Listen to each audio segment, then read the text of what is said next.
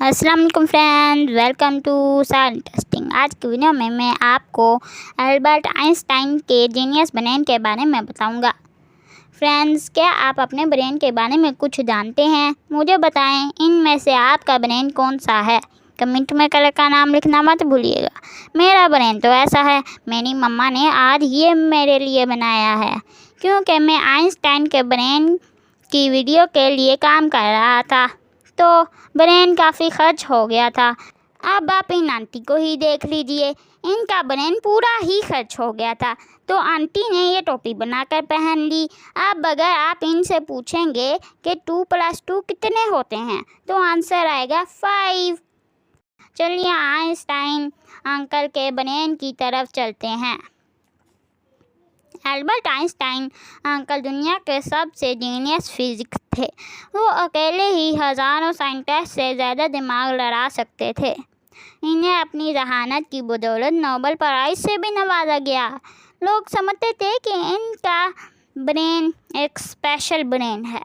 18 अप्रैल 1955 को इनका इंतकाल हुआ तो ऑटोप्सी के लिए जो डॉक्टर आया उसने छुपके से इनका ब्रेन निकाल लिया, क्योंकि वो ये जानना चाहता था कि दुनिया के सबसे जीनियस इंसान का ब्रेन कैसा होगा। इस डॉक्टर का नाम डॉक्टर थॉमस हार्वी था। उसने ब्रेन की मुख्तलिफ फ़ोटोज़ लीं और फिर उसे 240 हिस्सों ब्रेड के स्लाइस की तरह काट दिया। पहले तो ब्रेन पर खुद रिसर्च की, जब नाकाम हो गया तो इसने इन 240 हिस्सों को दुनिया के बड़े बड़े साइंसदानों को बेच दिया।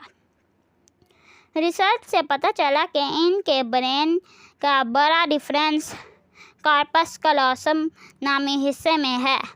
मिसाल के तौर पर अगर आप दाएं हाथ से लिख रहे हैं और कोई गलती हो जाए तो बाएं हाथ से फ़ौरन मिटा देते हैं। और इनका कॉर्पस कलोसम काफ़ी बड़ा था, यानी इनके दिमाग का रिलेशन काफ़ी स्ट्रॉन्ग था। इस वजह से वो अपने दिमाग काफ़ी थेरापीज इमेजिन कर सकते थे। इनके दिमाग के 240 हिस्से अभी भी अमेरिका के द मेटा म्यूजियम में माइक्रोस्कोप फिल्म्स में रखा गया है। ओके गाइस, मैंने इस वीडियो पे बहुत मेहनत की है। मेरी वीडियो को लाइक करें, चैनल को सब्सक्राइब करें और शेयर भी करें। अल्लाह हाफिज़।